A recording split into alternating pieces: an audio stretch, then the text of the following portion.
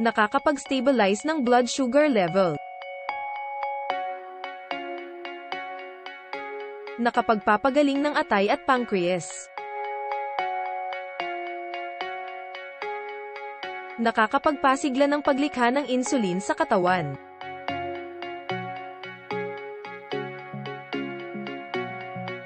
Pang-iwas sa hypoglycemia.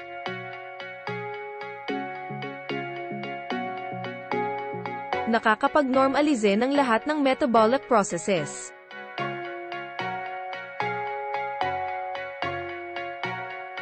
Nagpoprotekta laban sa pagtaas ng blood sugar.